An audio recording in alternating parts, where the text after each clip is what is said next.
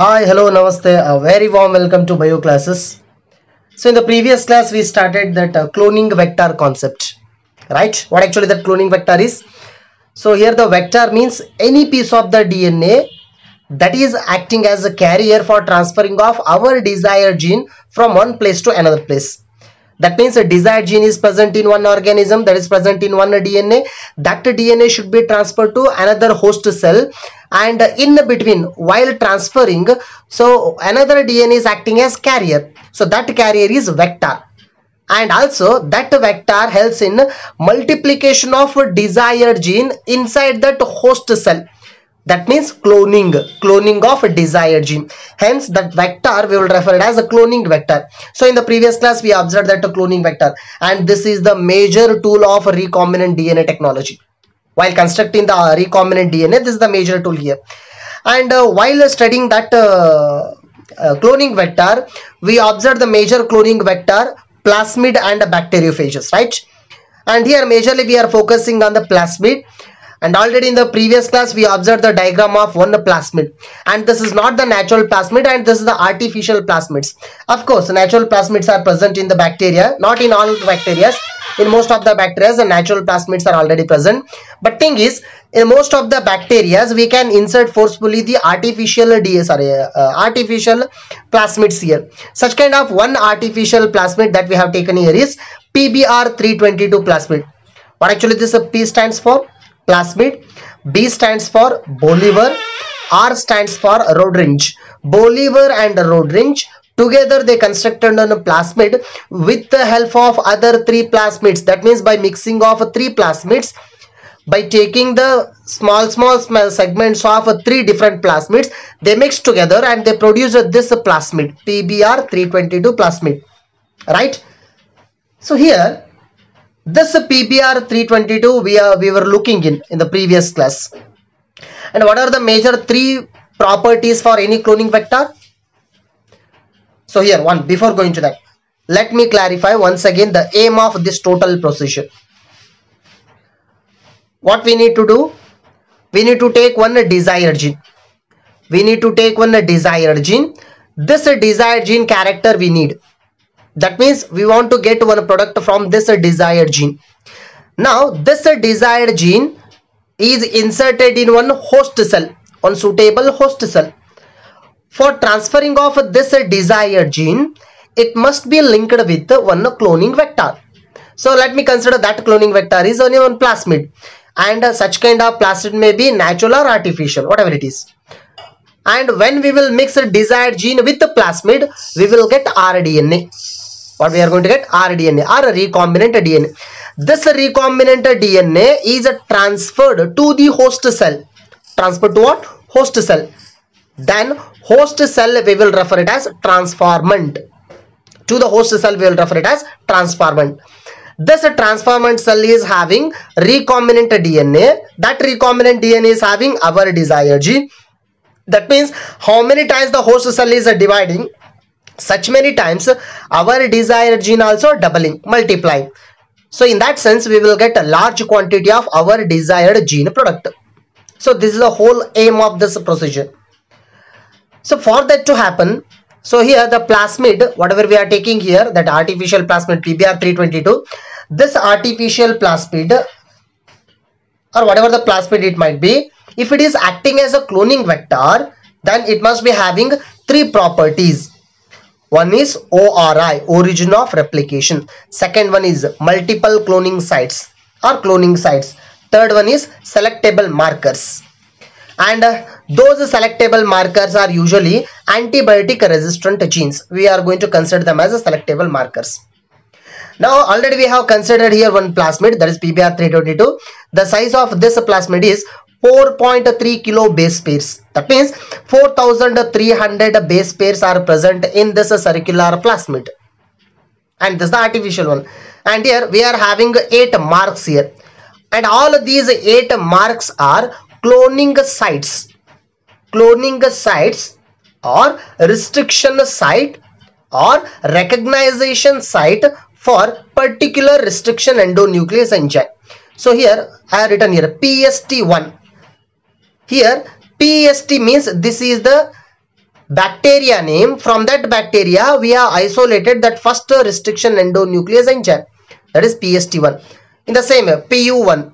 So this is these three letters, starting three letters indicates the source of the organism from which we have taken this enzyme. But we are familiar with EcoR1. So here EcoR1, this is the bacteria, the Escherichia coli bacteria, and its strain is R strain. From that R strain we have isolated the first enzyme, that is EcoR1. And already we know what is the recognition site for this EcoR1? GATTC, GAATTC, GATTC sequence, right? In the same way 8 cloning sites are present here. That means by adding these respective enzymes, those enzymes are going to cut the plasmid here. Say for example, if I add BAM-H1,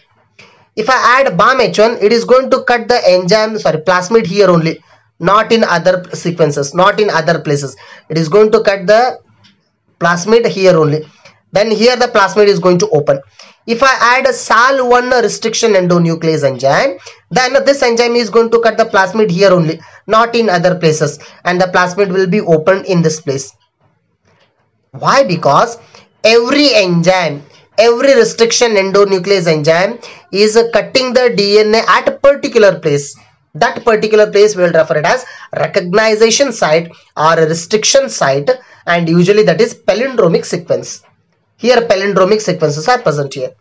So in that sense, to this artificial plasmid, to this cloning vector, we can cut at 8 places. Here we can cut and we can insert one gene here, and here we can cut and we can insert one gene, and here we can cut, we can insert one gene. That means 7 to 8 different genes we can insert. Hence we need multiple cloning sites in a cloning vector. So one is origin of replication, one is multiple cloning site. Another major thing is selectable markers. So that is a major thing here. Now let me consider these three properties one by one, right?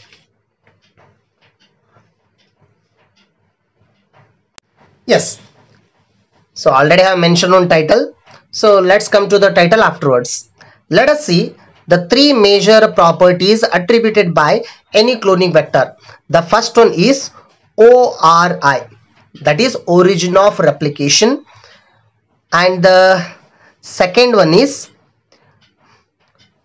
MCS, multiple cloning sites or cloning sites, and the third one is selectable markers.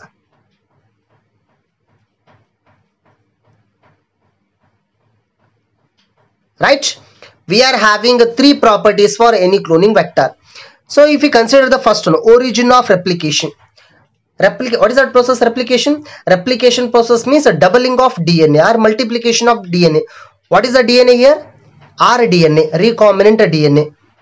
So to double that recombinant DNA, what actually that recombinant DNA is? Suppose if we are having one plasmid, to the plasmid, if we cut and join our desired gene, then this becomes rDNA, recombinant DNA.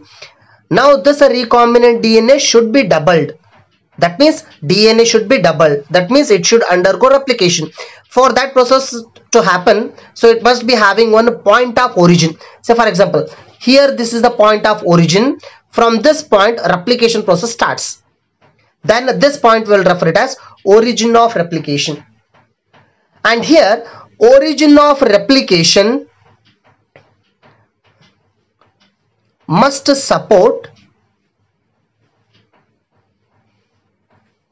high copy number. So this is the thing here. Origin of replication present in any plasmid, it must support high copy number. What it indicates? High copy number. Copy number means, as already in the previous class we discussed about that one. So copy number means in the bacteria, how many plasmids are present here? How many plasmids are present? Maybe 1 plasmid, maybe 2 plasmids, maybe 10 plasmids, maybe 100 plasmids. If suppose 20 plasmids are present in this one bacteria, then the copy number of the plasmid is 20. That means how many same copies are present? So depending on copy number, such many times this plasmid is going to divide. Say for example, now 20 plasmids are already present in this bacteria. Now let me take out one plasmid outside. Just I have taken one plasmid outside and I will introduce this plasmid in another bacteria. Already one bacteria is having 20 plasmids. Just I have taken one plasmid outside and I introduced that one plasmid into another bacteria. After introducing, this plasmid will start dividing. Why? Because it is having origin of replication. How many times it is dividing? 20 times it is dividing. Or 10 times it is dividing. After division of 10 times, it becomes 20 copies. And that 20 is the copy number. And it will not divide more than 20. Why? Because copy number is 20. So, usually the origin of replication is controlling the copy number of any DNA that is in the plasmid. So we have to take such kind of origin of replication so that support high copy number. That means we need to produce high copy number. So let me clarify that thing. Say for example, here 2 plasmids I am having right now. Right now, this plasmid is having one ORI, origin of replication. This plasmid also having one ORI, origin of replication. Now, this plasmid copy number is 10 and this plasmid copy number is 30. Let us consider. Right? Now, I am inserting my desired gene, one desired gene here, and in the same way, one desired gene here. The same desired gene I have inserted. Now this is one rDNA and this is one rDNA. Now both the rDNAs are introduced into one host cell. So here host cell means usually we are considering bacteria. Right? Now both the plasmids entered. Now the rDNA containing this host cell, this rDNA divides into 10 copies. How many copies? 10 copies. But the host cell containing this rDNA produces 30 copies. Why? Because here it's copy number 10, here it's copy number 30. Now tell me, which one is suitable cloning vector? Whether the first one or second one? Second one. Why? Because we can get 30 copies. 30 copies means 30 desired genes we can get here. Hence, copy number should be more. But who is controlling that copy number? Origin of replication. So, origin of replication, it is the utmost important feature of any cloning vector. First one. Second one, multiple cloning sites. Already we know cloning site means, say for example, here once again I am considering all of these are the cloning sites. In the cloning sites, we can cut the plasmid at a particular place and the gap is created. We can insert our desired gene. But if only one cloning site present means I can add only one desired gene. If many cloning sites are present means I can add many desired genes. Then the process becomes larger. We can get more gene quantity or we can get different gene products. Hence, there should be multiple cloning sites. Right? So, but think, cloning site should be more, but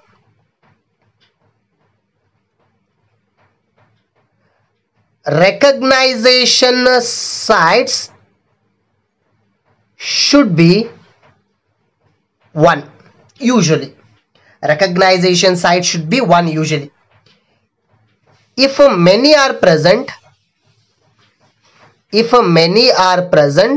then the process becomes complicated. Which process? Construction of rDNA or screening process becomes complicated. Let me tell you why.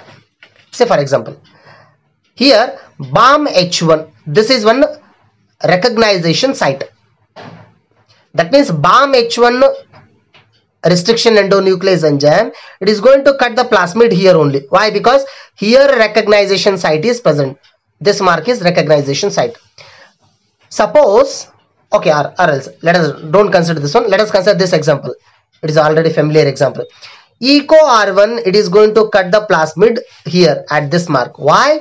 Why? Because here GAA-TTC, Gattac sequence is present here. Hence, this enzyme is cutting the DNA at this point. Suppose GAA-TTC, what we will call it as recognition site. What we will call it as recognition site. Suppose GAA-TTC sequence present here also, then here also. 1, 2, 3. In 3 cases, if the same sequence present means, then after adding EcoR1 enzyme, that enzyme will cut the plasmid here, here and here. In 3 cases, it is going to cut the plasmid. Then the plasmid becomes piece.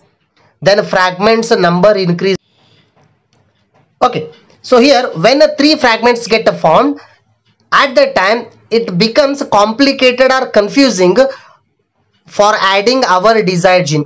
Whether the desired gene added here or here or here, it will be complicated. Hence recognition site should be 1. But cloning sites are more. Don't confuse the points. Cloning sites are more, but their enzyme recognition site should be usually 1. Yes. So this is the thing here. Otherwise the process becomes complicated. So this is the second major property of any cloning vector.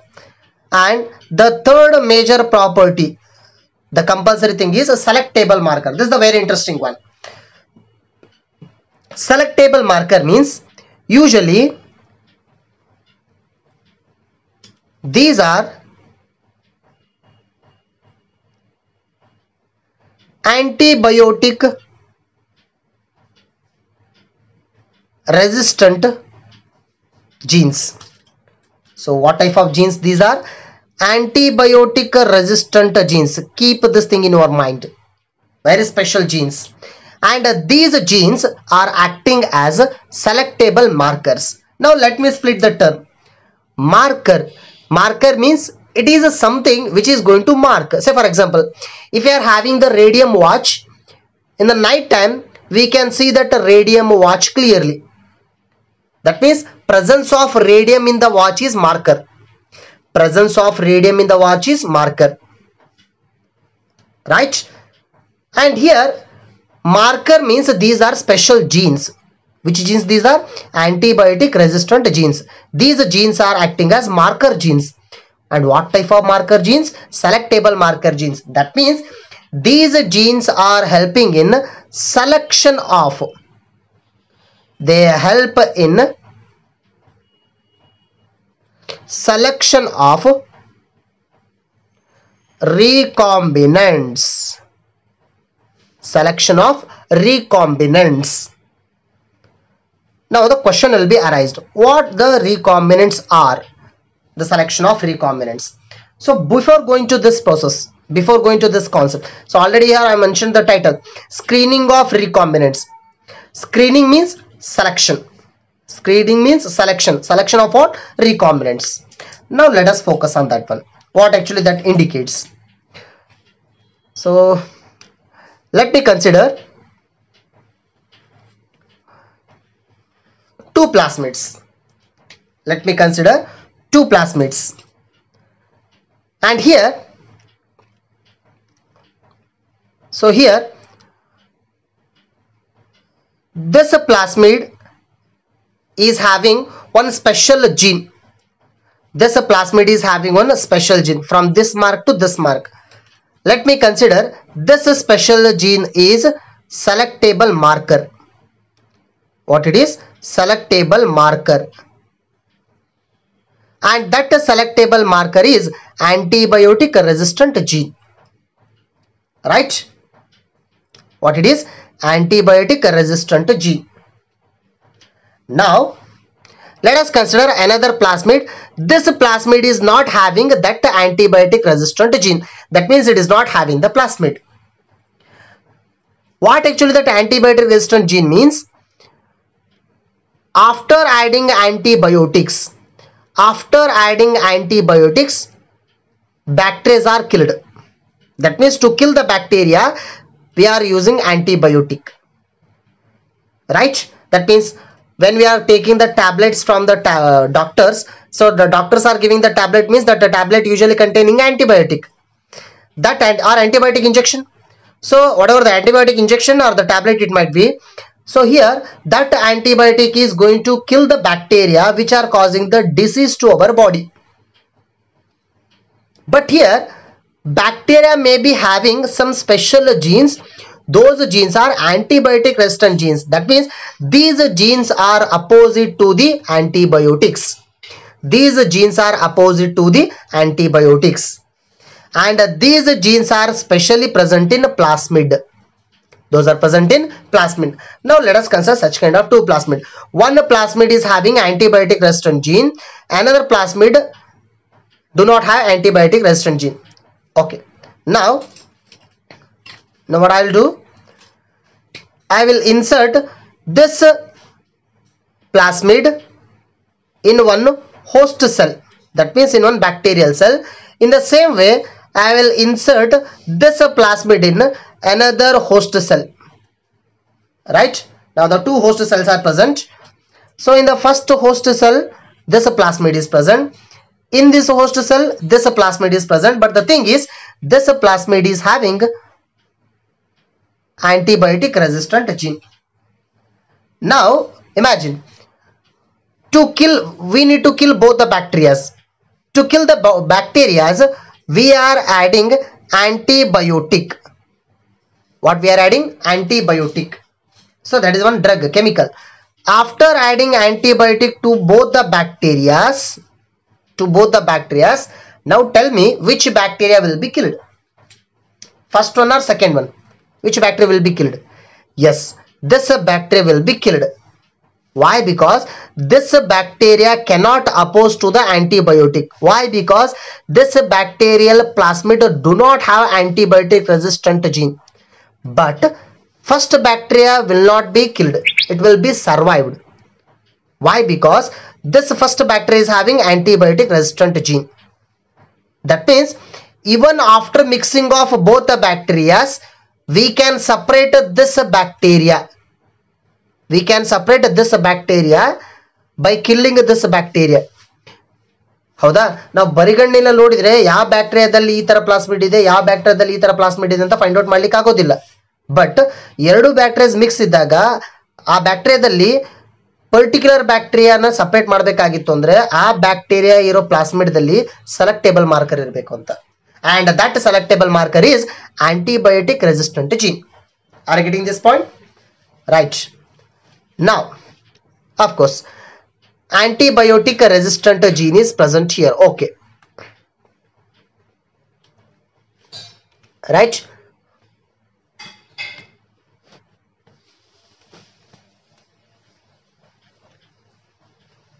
So now, by using these antibiotic resistant genes are selectable markers, what we are going to do here? Selecting recombinants. Now the question will be arised. What actually that recombinant is? Say for example, let me consider this side. Here is plasmid and here is a desired gene. Sorry. I'll mark by another marker. So this is the desired gene and this is the plasmid. Now we are going to mix both. So this is plasmid. Plasmid means cloning vector and this is desired gene, our interested gene. We need to mix both. Means we need to cut the plasmid. So here I am going to cut the plasmid. For cutting the plasmid, what I am using? Restriction endonuclease enzyme I am using. And for joining this gene here, I am using DNA ligase enzyme. Which enzyme? DNA ligase I am using. After cutting and joining, both are mixed together. Now after mixing, it becomes like this. Right. What this is? rDNA. What this is? rDNA. When this rDNA enters inside any host cell, this is host cell. When rDNA enters inside host cell, then the host cell we will refer it as recombinant. ಏನಂತ ಕರಿತೀವಿ ಅದಕ್ಕೆ? Recombinant. A host cell which will receive rDNA, we will call it as host cell. That means this DNA enters into host cell. Here the host cell is bacteria. Usually we are considering bacteria. That means into the bacteria rDNA will enter. Entry of DNA into the bacteria, that process is transformation. What that process is? Transformation. That means by the transformation process rDNA entered into suitable host cell. Now the host cell is having rDNA, then the host cell will call it as a recombinant. But another host cell will not receive this rDNA, then we will call it as non-recombinants. This is non-recombinant and this is recombinant. Now non-recombinant cells and recombinant cells are together will growing, but we are confused which one is a recombinant and which one is non-recombinant. So which cell is having rDNA, which cell is not having rDNA, we cannot easily separate them. Hence this DNA inserted in selectable markers, that means antibiotic resistant genes. So here plasmid, this plasmid is having two special genes. I will mark here.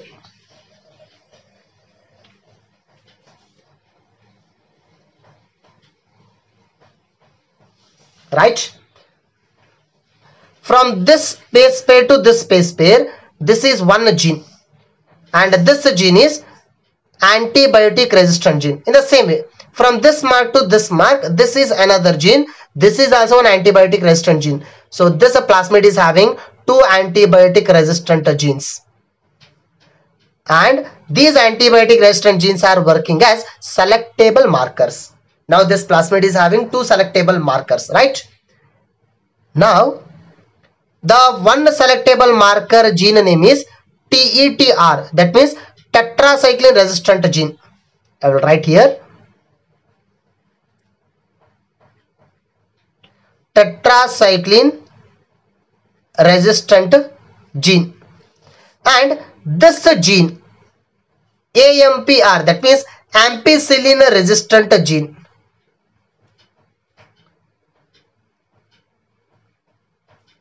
Ampicillin resistant gene.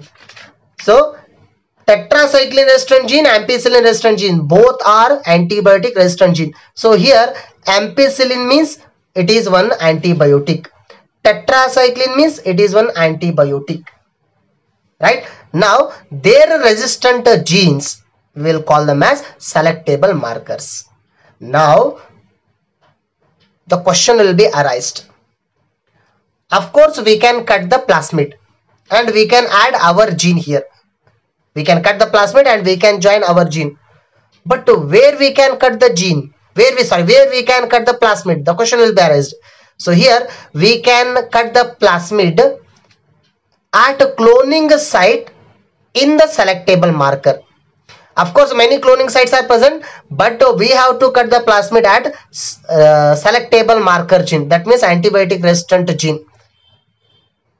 Otherwise the separation of recombinants process becomes complicated. The separation of recombinant process becomes complicated. Okay, let me explain that one. I think so you got this point. Now here this is recombinant cell and this is non-recombinant. Now we want recombinant cell, not the non-recombinant cell. That means we have to separate them. So that process is screening of recombinants. So how to separate that one? Next question will be arised. See here. Same as it is. Now I am cutting this tetracycline resistant gene with the help of BAM-H1 enzyme. With the help of BAM-H1 enzyme, I am going to cut the plasmid here and I am going to add a desired gene here. Then after adding, how the plasmid is looking like means, so this is the earlier plasmid. I have cut with the BAM-H1 enzyme. Gap is created. In the gap, I am going to add desired gene. Now this is one rDNA, right? Now this rDNA should be introduced into host cell. But thing is, this rDNA is showing insertional inactivation.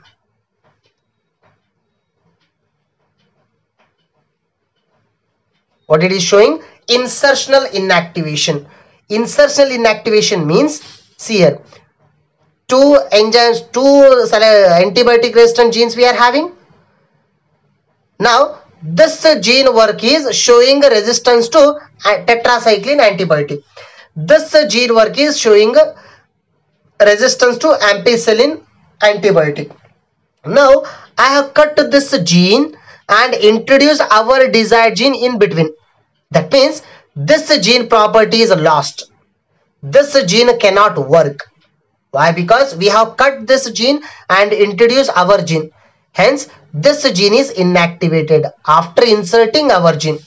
After inserting our gene, this gene is inactivated. That process we will call it as insertional inactivation. That means now tetracycline resistant gene will not work, but ampicillin resistant gene is working.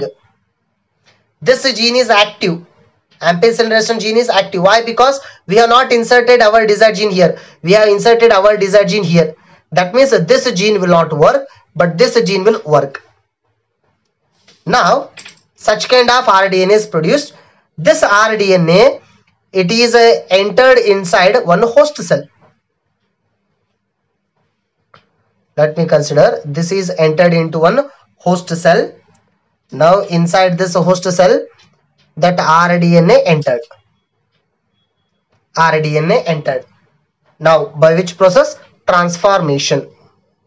That process is transformation.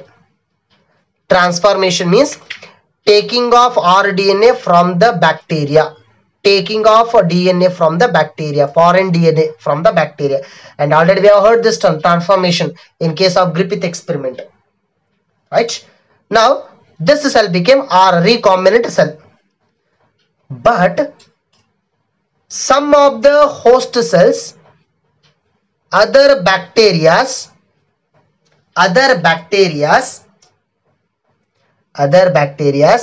will take up only DNA, not rDNA. Why? Because when we are creating rDNA, our desired gene may enter inside the plasmid or may not. Say for example, first I have taken 50 plasmids plus 50 genes. Now I need to mix all 50 plasmids to 50 genes. Then how many recombinant DNA we are going to get? 50 recombinant DNA we will get after mixing. But here plasmid may be mixed with the genes or may not be mixed. May be successful or may not be successful. Say for example, 10 plasmids are mixed with 10 genes. That means 10 rDNAs are produced. But remaining 40 plasmids will not mix with 40 genes. That means remaining just 40 plasmids will be present, not rDNA. So in that sense, some of the host cells will receive rDNA, some of the host cells will receive just plasmid. Now this is recombinant, this is non-recombinant. This is recombinant and this is non-recombinant. Now we have to separate recombinants from non-recombinants. Now here we are having one clue. What is that clue? Tetracycline resistant gene is already disturbed. Its activity is not there. But ampicillin resistant gene is active. That means this gene is showing resistant to ampicillin antibiotic. But this gene is not showing the resistant to tetracycline. Now what we will do? we will take one container, and this container is having food for growth of bacteria. Bacteria means host cells. Now we are growing the bacteria, but to the first container we have added tetracycline antibiotic. In the same way, we have taken one more container, and to the container we have added ampicillin antibiotic. To the first container we have added tetracycline antibiotic. To the second one we have added ampicillin antibiotic. Now tell me, in the first container whether this bacteria will grow or not. In the first container whether this bacteria will grow or not. Yes, this bacteria will not grow here. It will not grow. Why? Because here tetracycline antibiotic is present, but tetracycline resistant gene is inactivated. Why? Because we have added our desired gene. So tetracycline resistant gene is not working, hence it will not oppose the tetracycline, hence it will not grow in the first container. But non-recombinant can grow here. Yes, non-recombinant can grow here. Why? Because non-recombinant tetracycline resistant gene is still active here. Why? Because desired gene is not inserted. Hence, we can get the colonies of, colonies means dots of the bacteria. Colonies of the bacteria in the first container. Which colonies? Non-recombinant colonies. And now, in this plate, which is having ampicillin, whether this bacteria will grow here or not. It is having ampicillin. Yes, this bacteria will grow. Why? Because here ampicillin resistant gene is as it is. This gene is as it is. Hence, this gene will show the resistance to ampicillin. Hence, this bacteria will grow and forms colonies. And what about this bacteria? Yes, it will also grow. Why? Because this bacterial ampicillin resistant gene is as it is. It is not disturbed. Hence, this will also grow. Now, here we are going to get the confusion. Which one is the recombinant colony? Which one is not recombinant colony? Right? We will be confused here. Now, let me consider. From this plate, I am considering two colonies. Colony means dot. This dot is having millions together bacteria. They are growing together and forms one dot. That dot we will call it as a colony. Now let me mark this colony as A and this colony as B. Right? Now again I am taking container here. Again I am taking container here. Right? Now to this container I am adding tetracycline, and to this container also I am adding tetracycline. Now A colony is transferred to this container, B colony is transferred to this container. Now A colony bacteria will not grow, but B colony bacteria will grow. Okay, ಈಗ ನೋಡ್ರಿ A colony bacteria ಈ plate ದಲ್ಲಿ ಬೆಳಿಲಿಲ್ಲ. ಯಾಕಂದ್ರೆ ಇಲ್ಲಿ tetracycline add ಮಾಡಿದ್ವಿ. ಈ tetracycline ಅನ್ನ ಅಪೋಸ್ ಮಾಡಿಕೊಂಡು ಬೆಳೆಯೋ ಜೀನು ಈ ಬ್ಯಾಕ್ಟೀರಿಯಾದಲ್ಲಿ ಇಲ್ಲ. ಅಂದ್ರೆ ಮೀನಿಂಗ್ ಏನು? ಈ ಜೀನ್ ಒಳಗಡೆ ಡಿಸೈರ್ ಜೀನ್ ಆಡ್ ಆಗಿದೆ ಅಂತ ಅರ್ಥ. ಬಟ್ ಇಲ್ಲಿ ನೋಡ್ರಿ, ಬಿ ಕಾಲನಿ ಬ್ಯಾಕ್ಟೀರಿಯಾ ಟೆಟ್ರಾಸೈಕ್ಲಿನ್ ಹಾಕಿದಾಗೂ ಕೂಡ ಬೆಳೆದ್ರೆ ಮೀನಿಂಗ್ ಏನು? ಅಲ್ಲಿ ಟೆಟ್ರಾಸೈಕ್ಲಿನ್ ಗೆ ಅಪೋಸಿಟ್ ಮಾಡೋ ಜೀನ್ ಇದೆ ಅಂತ ಅರ್ಥ. ಅಂದ್ರೆ ಟೆಟ್ರಾಸೈಕ್ಲಿನ್ ರೆಸಿಸ್ಟೆಂಟ್ ಜೀನ್ ಇದೆ ಅಂತ ಅರ್ಥ. ಯಾವ್ದ್ರಲ್ಲಿ? ಬಿ ಕಾಲನಿ ಬ್ಯಾಕ್ಟೀರಿಯಾದಲ್ಲಿ. ಅಂದ್ರೆ ಅಲ್ಲಿ ಡಿಸೈರ್ ಜೀನ್ ಎಂಟ್ರಿ ಆಗಿಲ್ಲ ಅಂತ ಅರ್ಥ. That means the bacteria which are not growing in the tetracycline resistant, those bacteria are having our desired gene. Why? Because it is showing insertional inactivation.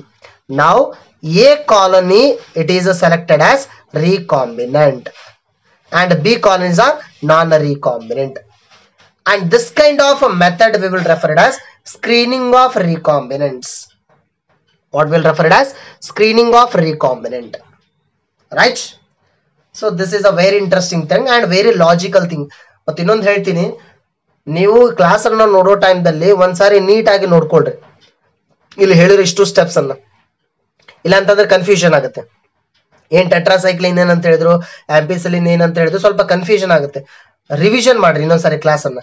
ಈ ಕ್ಲಾಸ್ ವಿಡಿಯೋ ಕ್ಲಾಸ್ ನೋಡಿದ್ಮೇಲೆ ಇನ್ನೊಂದ್ಸಾರಿ revision ಮಾಡ್ರಿ, ನಿಮ್ಗೆ ಸ್ವಲ್ಪ clear ಆಗುತ್ತೆ ಅದು concept. ಹೌದಾ? Yes, let us continue with the next class with another screening method. Thank you.